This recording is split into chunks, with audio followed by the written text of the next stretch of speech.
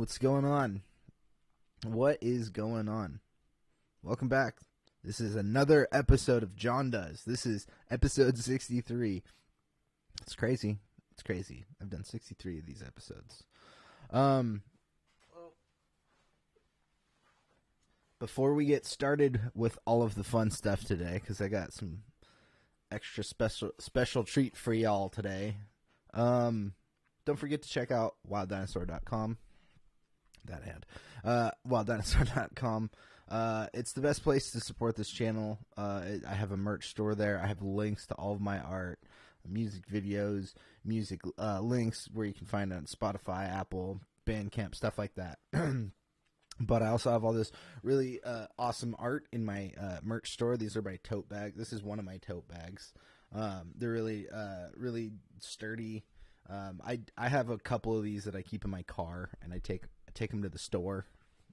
And it's cool because you can choose the color on the handles too. There's a couple of color options. There's like red, yellow, and black, I think, for the handle colors. So yeah, check out wilddinosaur.com. It's a really cool website. I promise you, it's really cool. Also, if you purchase something, so I got my pocket knife right here. I don't know why I have that. If you purchase something from wilddinosaur.com, take a picture of yourself wearing it. Oh, I forgot to do it again. I keep forgetting to do my thing. I'll do it here in a second. I'm such a dummy. If you purchase something from wilddinosaur.com, take a picture of it and post it up in your Instagram stories and tag me in it. And if you tag me in it, I can send you some stickers. I will send you a couple of packs of stickers that I got. So, you buy something, and you post a picture of it and tag me in it. All you gotta do, tag me in that picture, and I'll send you some stickers. Of course, I'll have to, private message each other to get shipping details, but I've got stickers, and I will send them to you. Anyways,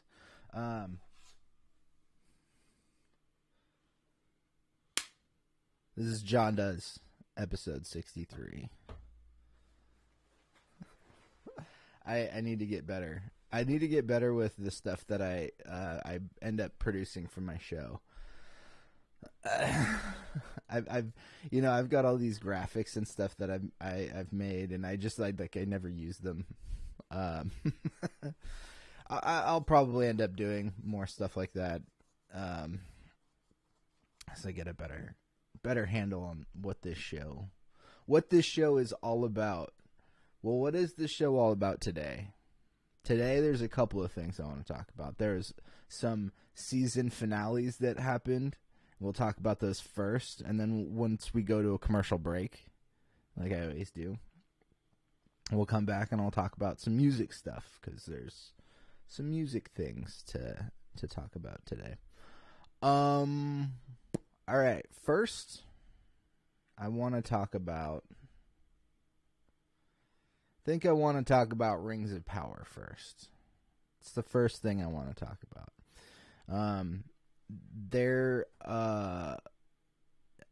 Let's see. There's my graphic. I'm gonna do spoilers. So, spoiler warning for Lord of the Rings, Rings of Power. I have this nice graphic I'm gonna keep up there. Okay. This is the end of season 1 of Lord of the Rings, Rings of Power. I'm not the most knowledgeable Tolkien fan. I enjoy the world. I never got through the books as a kid. It was like Shakespeare to me. I couldn't comprehend half of it. So I became more appreciative when I could see it in it was tangible. So I became more of a fan when the Peter Jackson movies came out. Of course, there was the 70s animated Lord of the Rings and Hobbit, and I think I'd seen The Hobbit. Yeah, I think I'd seen The Hobbit, but didn't really register with me. And I've become a little bit more aware of what some of the history is in the Tolkien world, based on what I've seen through YouTube. I've watched some of these YouTube channels that's like all the history of Galadriel, or Gilgalad. What is his name? What's his name? Gilgalad, or Finrod, or some of these.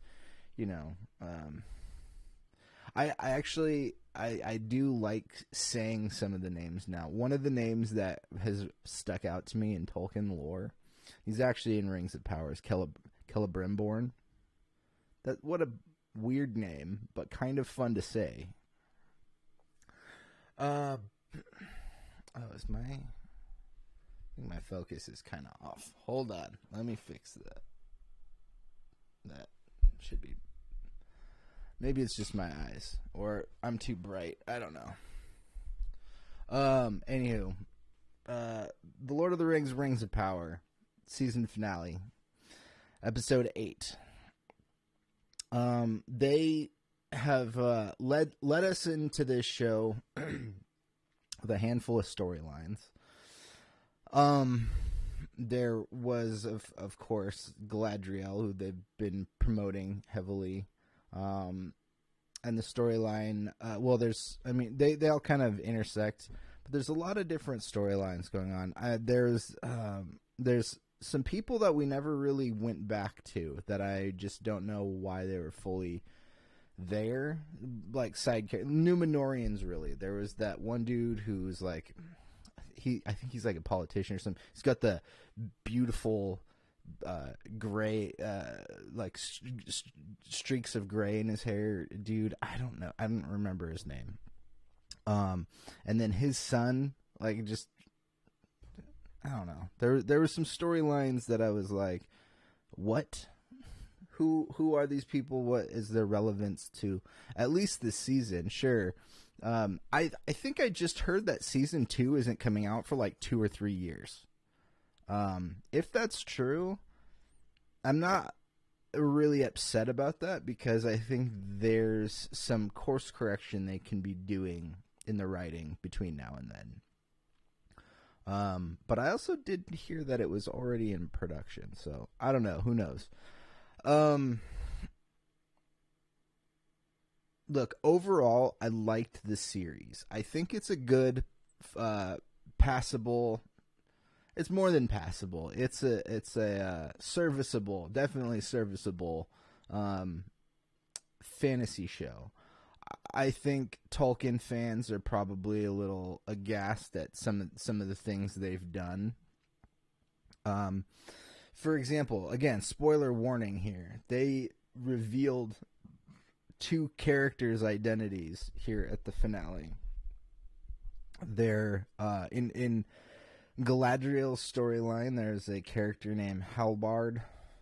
Is that his name? Halbard, who we've seen since, I think, episode 2, maybe. I think episode 2. And a lot of people were like, "Oh, that's Sauron," and I actually for a while was like, "Nah, that's not Sauron. It's probably somebody else." And I actually thought he was probably going to end up being like the Witch King, the like head of the Nazgul, either him or the King of the Dead. That Aragorn summons at the end of Return of the King. But no. We get a big reveal, shocking reveal. I will admit, so I originally didn't think that was Sauron. Halbrand, I think is his name. Didn't think he was Sauron. For a minute there, I thought it was too obvious. I was like, yeah, no. And then in this episode, they make it to, they're not in Rivendell. Is it Lindon? I don't remember where Celebrimborn and Elrond are at. I forget what elven city they're in. But Galadriel makes it there with Halbrand. And Halbrand seems to know a thing or two about forging stuff, which kind of checks all of the boxes for Sauron. So yeah, we get that big reveal, and then the biggest, the most shocking reveal was there's the stranger who everyone was like, "Oh my gosh, oh that's definitely Frodo. That's definitely Frodo Baggins." That was the number one theory. I'm just kidding. Nobody said that. It was Gandalf the whole time. There was no doubt about it. It was Gandalf. That one, from the second he showed up on screen until the end of episode 8, I held firmly in my belief that the stranger is Gandalf. And now they didn't fully acknowledge that he's Gandalf, because his name's not originally Gandalf. I forget, it's something with an O, starts with an O. But he is an Ishtar. I don't.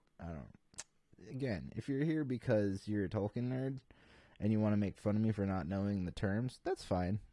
I'll allow it. Comment below how dumb I am.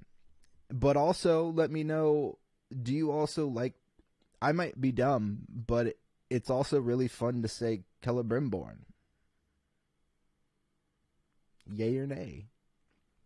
Anywho, yeah. So he is revealed to be an Ishtari, and then he says that it means wizard. So he's a wizard. There's a bunch of wizards that come to Middle Earth throughout the ages. There's the 2 blue wizards. There's Saruman. There's Gandalf, Radagast. I think those are most of them. So I think there's like 5. But there's multiple wizards. So it still technically could be Saruman or Radagast or one of the blue wizards. But I mean, dude's wearing gray the whole time. And Radagast is known as Radagast the Brown. Sauron the White. Then there's the 2 blue wizards. And then there's Gandalf the Gray. So, I don't know. It's definitely Sauron. No. There was some not surprising twists in this show. Also, there wasn't really, we didn't really touch on oh man, what are I'm forgetting character names, but the elf that was living in the village with the lady and her son, who might actually be the son of the elf. I don't know if they fully got acknowledged that, but yeah, we didn't really get any of that either. We didn't really go back to them in this last episode. It was mostly about the whole elf stuff and the forging of the 3 elven rings. Was the end of this episode. So there was a lot in here, but I think they've done an interesting job at trying to balance storyline, because I don't really think they totally nailed everything. Like I'm forgetting even how some of these character arcs that they set up from episode 1, I'm forgetting how, I watched the episode last night, so I don't even remember how some character arcs end in this first season. They just kind of disappear and you don't see them again after the like stuff in Mordor. It's basically like the Númenóreans leave, and then whoever else was left, like we haven't seen them again. We don't really know where they're at. But anyways, I think I'm going to move forward from the Rings of Power. I like this show. Amazon has two big fantasy shows right now, aside from The Boys. There's the Rings of Power and there's the Wheel of Time. The Wheel of Time, I feel like both Rings of Power and Wheel of Time, I need a little bit more time away from the Rings of Power. But Wheel of Time I watched and I enjoyed it, but I forgot about it. I forgot, like, if the story isn't super captivating, it's not that it's poorly written. It's just they didn't service any one particular thing. The only thing I can remember is Rosamund Pike's in it, and I think a couple other people, but Rosamund Pike's the main one I can remember. That's one I might need to rewatch, though. I do think Amazon is making very serviceable, is the term I'm using, very serviceable fantasy shows. I like Rings of Power, and I liked Wheel of Time, but I can't say they're the greatest like fantasy series I've ever seen. I think House of the Dragon is doing a superior job of the character arcs. I mean, really, when you watch stories that like you have to have strong characters, because if you don't have strong characters, the movie ends up falling flat or unbalanced in ways. You know, like you could have a cool storyline going on in the background, but if your characters aren't entertaining or follow some sort of an arc or something like that, then all of those cool things in the background kind of fall to the wayside when your characters don't work very well. But House of the Dragon is nailing it with that, which that's not done yet. I think there's 2 or 3 more episodes of House of the Dragon, which we'll cover. We'll cover those. I'm not, since I've gone back since I started doing the 2-day a week format here for Jon Does. I haven't been really talking as much about some of these shows, but the seasons are ending for a lot of them. Like tonight, there's 2 that we have not House of the Dragon, Lord of the Rings, and then here in a second I'm going to talk about She-Hulk. This is what I would like to do more of is since I'm doing less episodes, is talk more about if there's shows that are really good and week to week we're just like, this is amazing. House of the Dragon has been kind of that for me. Andor is also doing that for me. She-Hulk was not doing that for me, and I got really tired of talking about it every week, you know, on Wednesday or Thursday, because I didn't really know what else to talk about my shows. But since I'm doing two shows a week now instead of 5, I can really get into some of these a little bit more. And again, it is the end of the season for some of these shows. So yeah, let's jump over to She-Hulk, and I'm gonna keep the spoiler warning up because I'm gonna spoil the shit out of She-Hulk. Rings of Power just aired last night. And so I know some people haven't watched it, which is kind of why I wanted to get it out of the way first. Even though there's some big things that happened. Okay, She-Hulk. I'm still wrapping my head around some of this. About my ultimate feelings on the show. I didn't like, I think I fall into a category like some other people that I've seen reviewing the show. I didn't like the middle section of this show very much. Episode 1 and 2 I thought were really strong. And was kind of into it, and then it felt very sitcom-y, and some of the writing has fallen into some of the traps that I think Marvel has done with their comedy since maybe Guardians of the Galaxy 2. Maybe before that too, but for me that's when I really started to be like, ugh, some of this comedy doesn't work. Was started with Guardians 2. So, oh man, the show was a mess in some ways, and I don't even know how to start.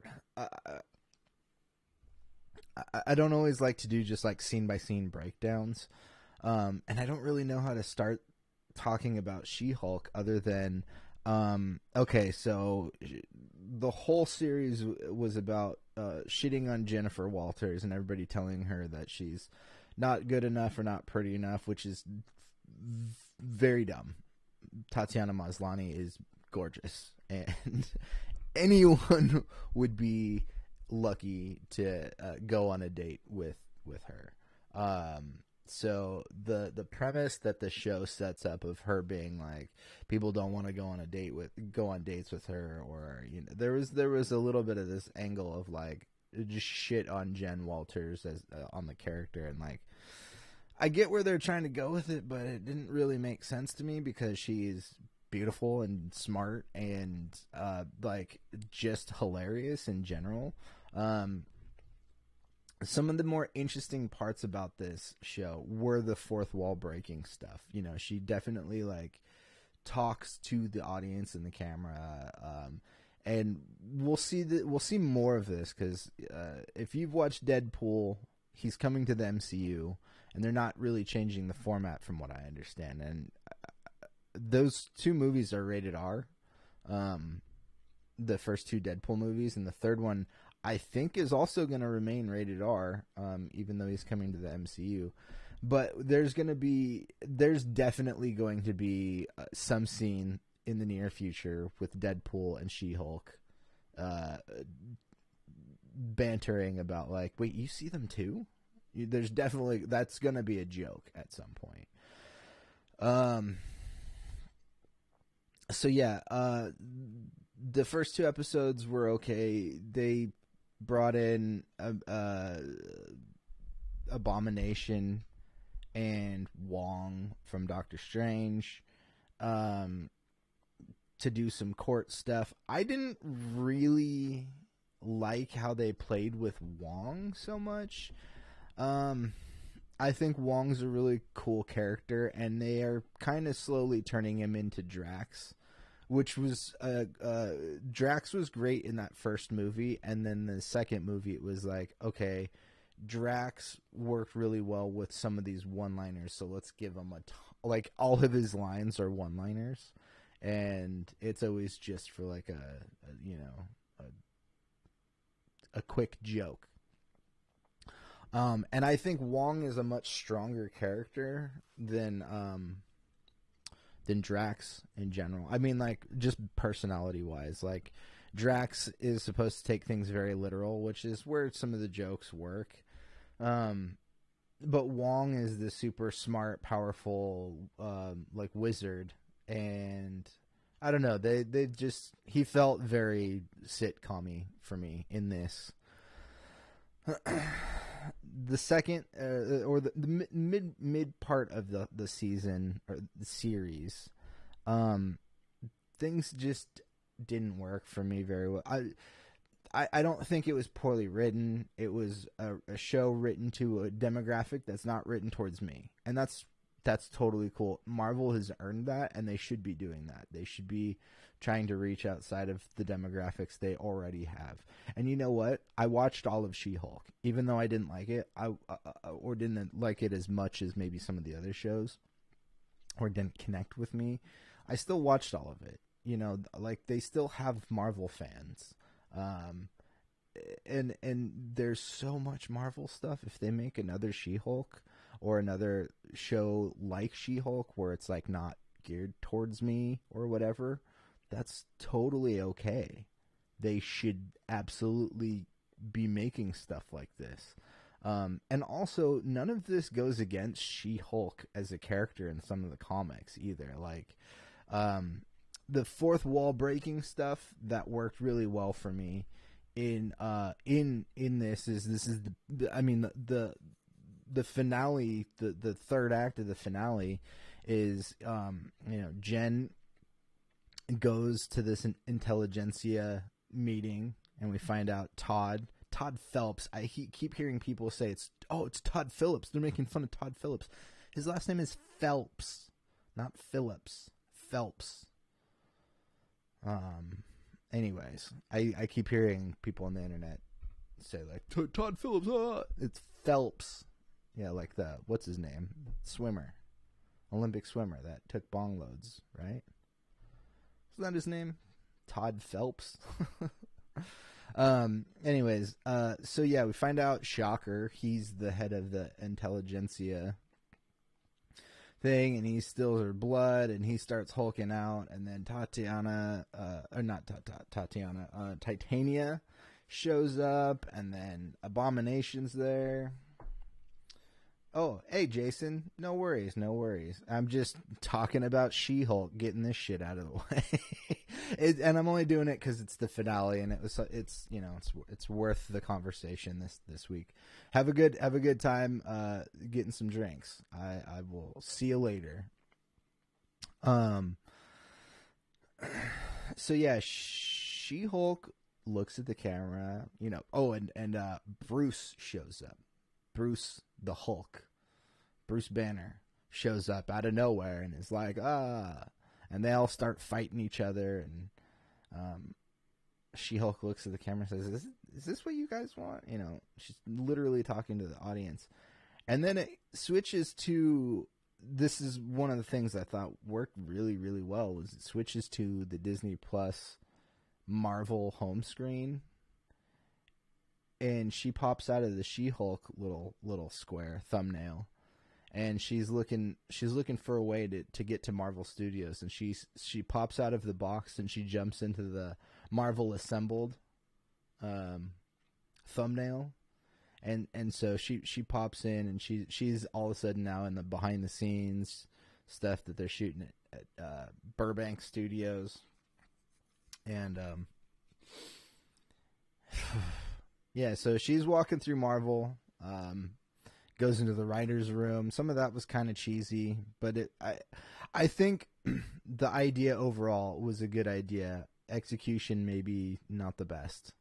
Yeah, and she starts, yelling at the writers for, writing dumb stuff, and then they're like, well, you got to go take it up with Kevin, Kevin Feige, who runs all the Marvel stuff, and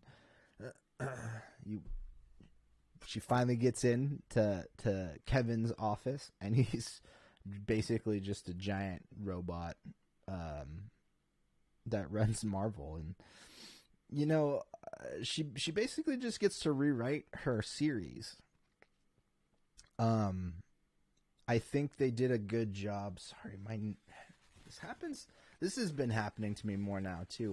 Whenever I start streaming, like, I just gotta blow my nose, at least like halfway through. It's crazy. Get these giant boogers. Pardon me.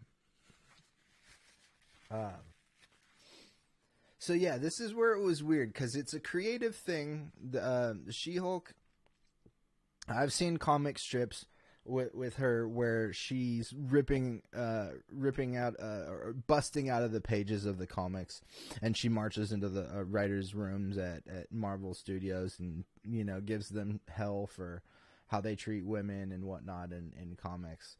And I think it works. It works in this show, but it made the season for me feel totally unhinged, uneven, and kind of unhinged, because, like, I don't know where this puts any of this. Like, was some of the stuff that happened real, or was it like fully manipulated by She-Hulk or the writers, or who? Yeah, I don't know. Like, I don't know where this leaves some of the characters. Like, the only characters that I know where we're at are She-Hulk and her family, who are second characters. I want to say second or third rate characters, but they're not like bad. Cousin fucking Larry from Perfect Strangers is She-Hulk's dad. All right, there's no bad acting in this show, but her family is not like main characters, but they're there. They're not even as main of characters as Kamala's family in Miss Marvel. But anyways, I only really know where She-Hulk is, and her like lawyer friends, her what's his name, Pug or whatever, and then Nikki, and then what's the other lady that she works with, or four, I think. I only know that they feel like nothing's changed, right? Or not nothing's changed. They feel like at the end of a sitcom, everything always goes back to normal. They feel like they're the only other ones that are on the same page as She-Hulk, because they're the group, they're the clique, they're the law buddies. They all know bird law. Yeah, this show, okay, so what else is there? Daredevil has popped up. He's made his official debut in the MCU in this show. I don't dislike him. Some people are saying he feels a little different than the Netflix shows. Well, yeah, because they're different shows, for one. But two, we're now taking him out of the Netflix tough, gritty world and throwing him into a literal sitcom. So there, I don't feel like he felt completely different, because he jokes around in the Netflix stuff. But I feel like that's probably where this Daredevil is going to live now, is a little bit more lighthearted. I mean, you get a walk of shame clip of him day after having sex with She-Hulk. Yeah, I think that's the setup for the Daredevil we're gonna get from now on.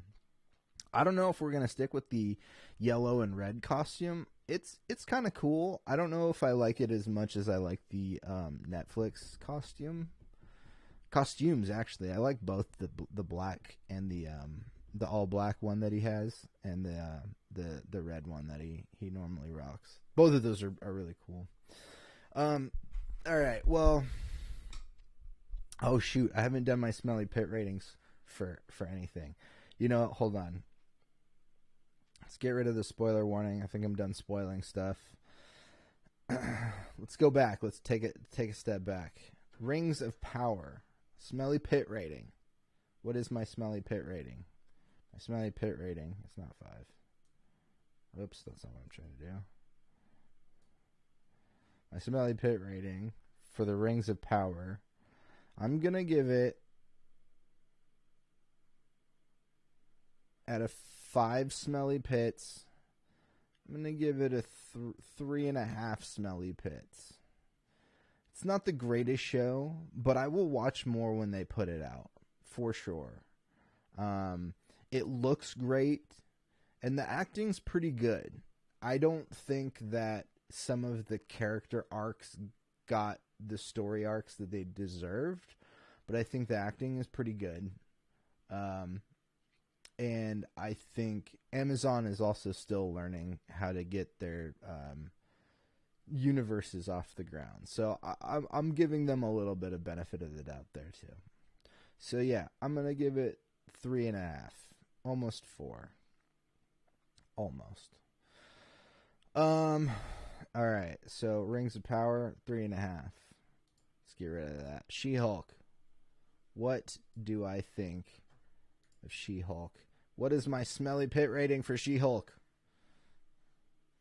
Once this gets going, the stench doesn't disappear.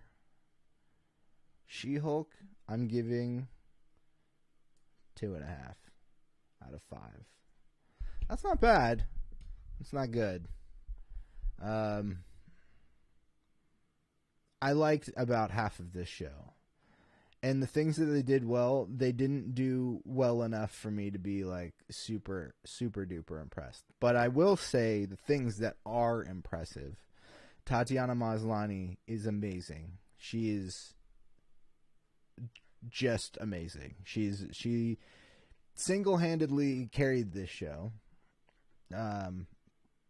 I don't think I think they could have done. Oh, sorry. Let me bring that back up. I like to reset everything when I hear it. So, yeah, so 2.5, 2.5 smelly pits for She-Hulk.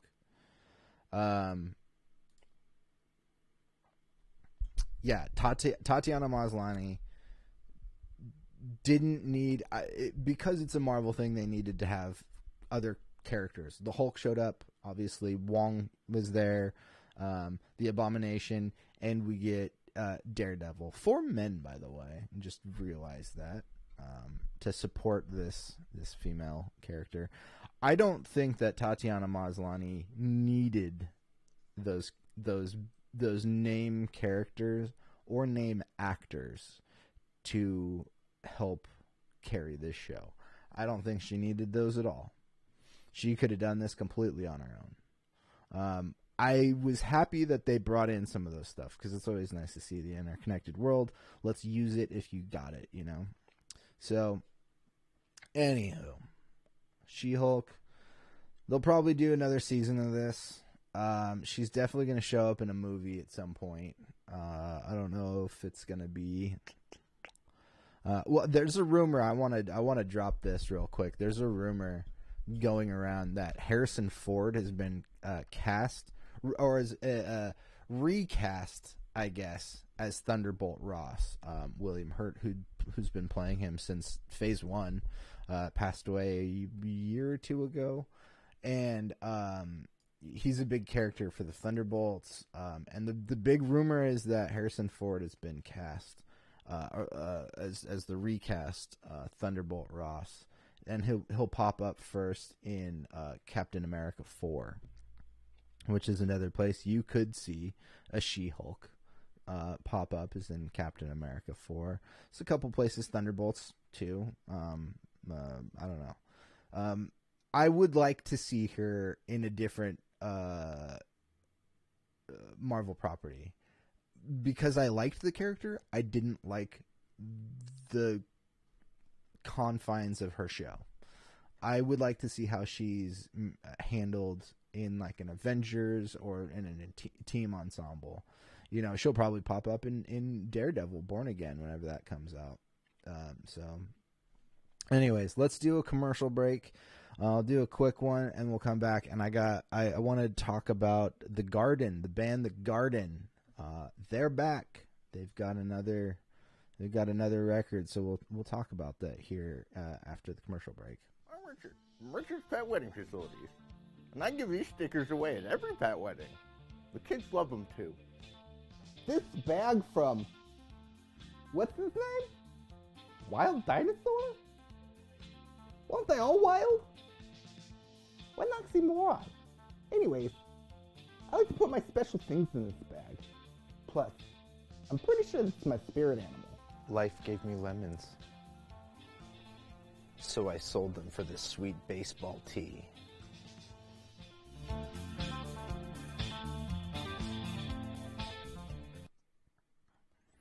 Jon Does, Segment 2, Episode 63. Produced by Wild Dinosaur. I like my director board. I don't care if you don't. I'm making this a thing. Yeah. Don't forget to check out wilddinosaur.com. If you want to support this channel, help me keep going, keep making this stuff.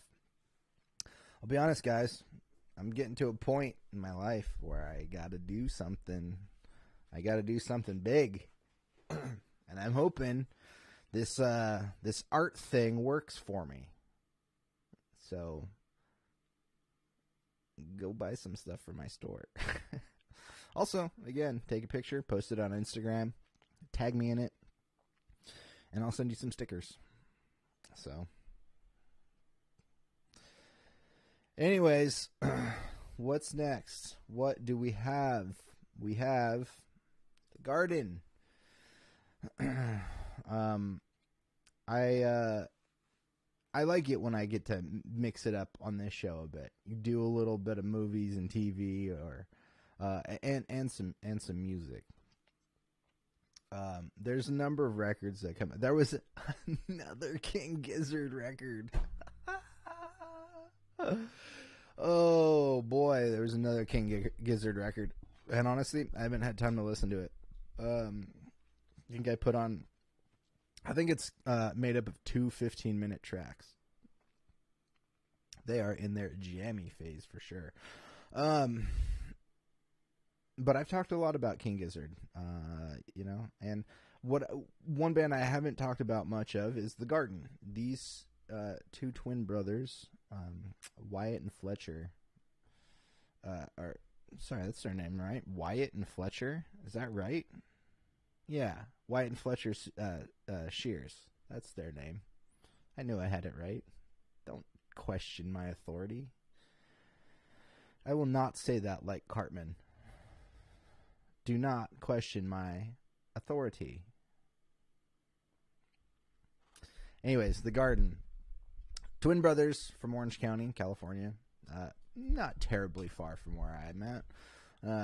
Hour or 2 drive, I would say. Really depends on traffic. LA traffic fucking sucks.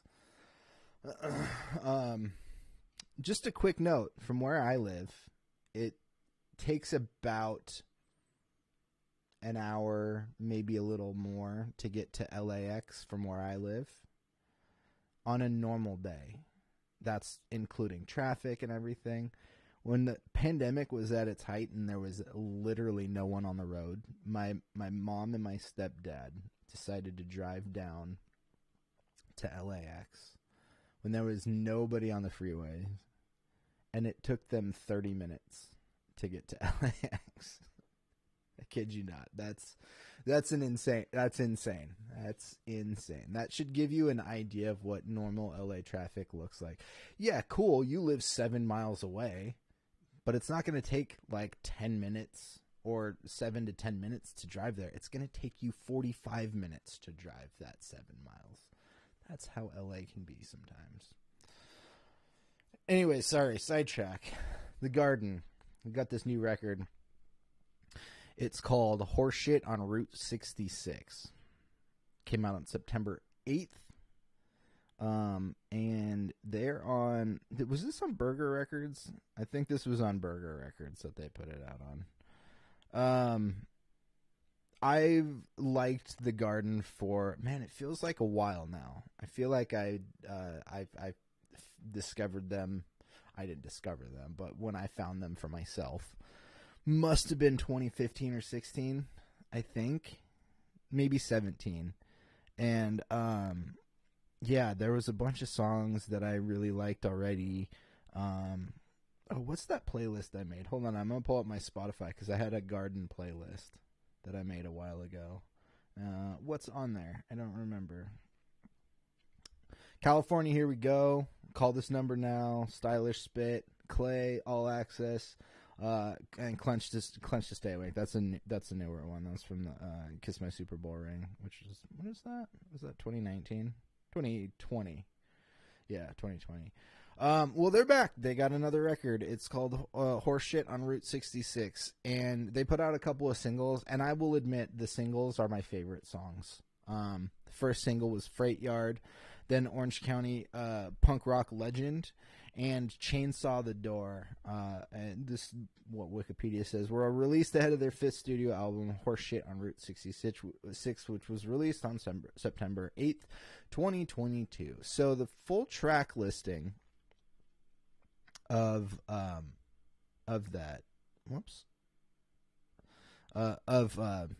Horseshit on Route 66. Number 1, Haunted House on Zillow. I'm pretty sure I looked at that house and it was still like $500,000. OC 93. I'm guessing the year they were born in OC. Oh man. Puerto de Limosina? My Spanish is terrible. I haven't practiced my Spanish since I worked at Telemundo.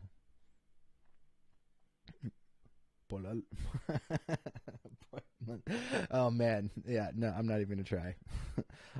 Freight Yard, Horseshit on Route 66.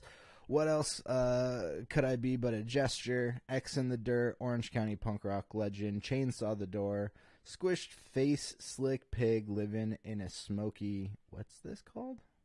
Oh, it's the track's so long I can't even see the full title. Nope, that's not. Living in a Smoky City. That's what it's called. Okay, and then At the Campfire. It's very punk rock. These kids are, I say kids, they're like late 20s, I think. These guys have a very unique style. They do play punk rock, but they've got a drum and bass thing going on. They use, I don't even really know. They've kind of created their own art form, which they call Vada Vada. Yeah, I think I was describing them when I first heard them as like a mixture of all my like favorite alt bands from the 90s. Not even alt bands, but just like weirdo people from the 90s. Oh, hold on. This is going to be great. Hey, you're on Jon Does, episode 63. Oh shoot, I wasn't even thinking about it. No, we got a special caller on the line right now. What's up, world? What's up, Pat? Nothing much. I was just to check this if you are still down for some live jams. Yeah, let's do that. I'm going for about another 12 minutes or so. Yeah, I got you. Yeah. Okay. All right. Why don't you just head over in like 10 minutes or so? Sounds good. All right, later. Special guest Pat on the show. What's going on? So Pat's coming over. I'm gonna get through this review here. Pat's coming over to help me with something, and you're gonna see one of these things here at the end of the show. On Fridays for the next couple weeks, I'm gonna be ending the shows with some their live performances.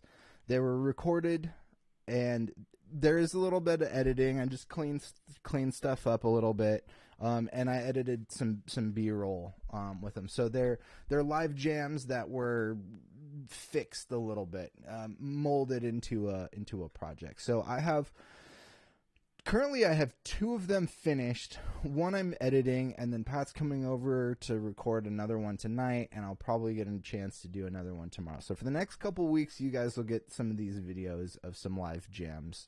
And yeah, we'll get to that here in just a couple minutes, but I'm going to finish up this review on the Garden because I like the Garden. I don't like, I'm the type of person, you guys have heard me say before, I like to listen to albums. I find a good record is something I can listen to all the way through. For me, Tame Impala's Currents for the longest time was a near perfect record that I could. There was one part of the record that I didn't really like at all, and it brought it down, that record down just a half a notch. But anyways, I just haven't listened to it in a while. I really like concepts, concept records and stuff like that too. So whenever I can sit and listen to this whole thing, this is an easy one to get through because there's 11 songs, and the longest song on this whole list is 2 minutes and 58 seconds. They're all under 3 minutes. So it is a very punk rock in the sense of like quick to the point. Some of the tracks are a little bit more noisy than I'm maybe in the mood for right now, but I do really like, the 2 singles that I really like the most are Freight Yard and Chainsaw the Door. I think Chainsaw the Door is probably my favorite of these songs, and it honestly reminds me of other older, just other Garden songs that I first started listening to and fell in love with them over. It really reminds me of that, and there's a video for it. It's great. It's basically this image you see here. It's a version of this, but they're in hockey gear and they're playing hockey and whatnot. And yeah, just it looks old, the tape saturation that they put in their video, whatever.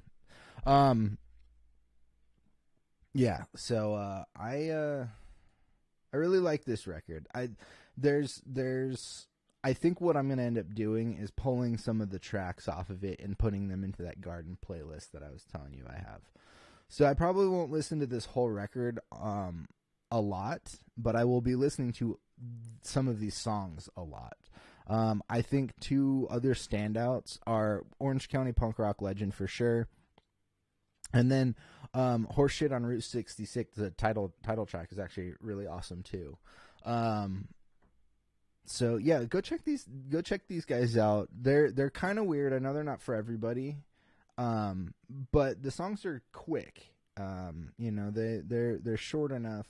And they've got some really good ones. I think one of my favorite songs of theirs is oh my gosh, what's the name of it?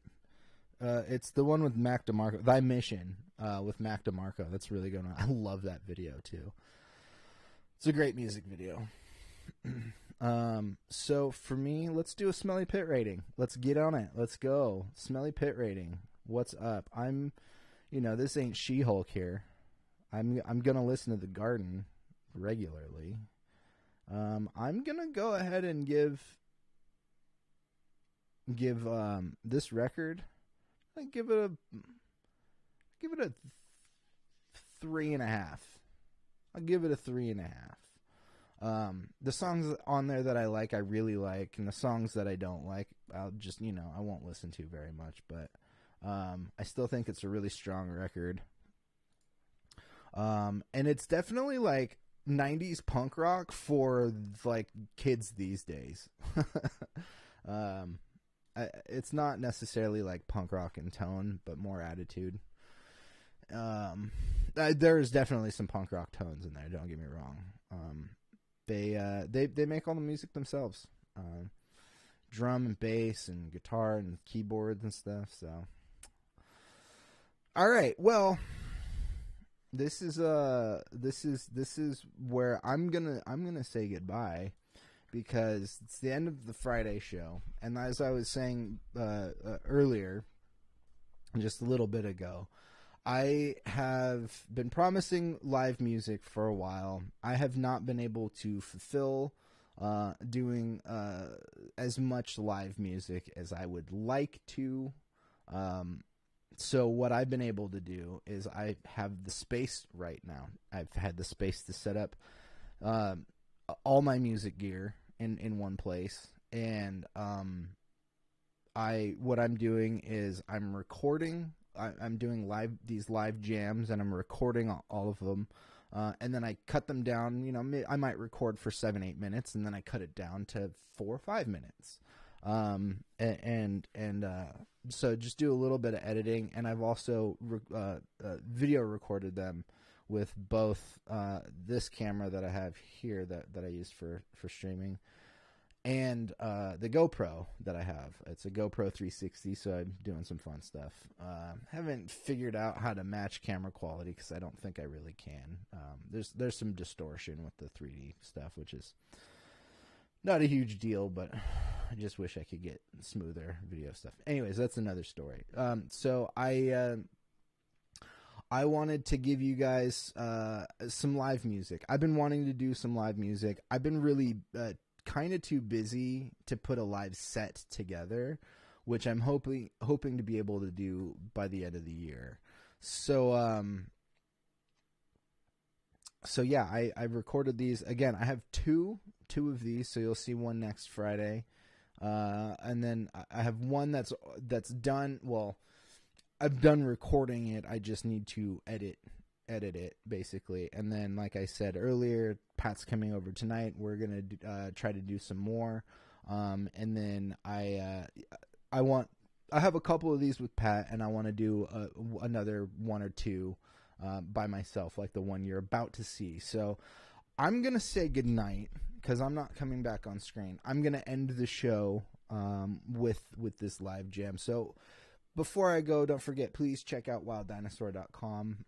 It's a really cool website. I had a good time getting it done with the help from my friend Jay, who actually put it together.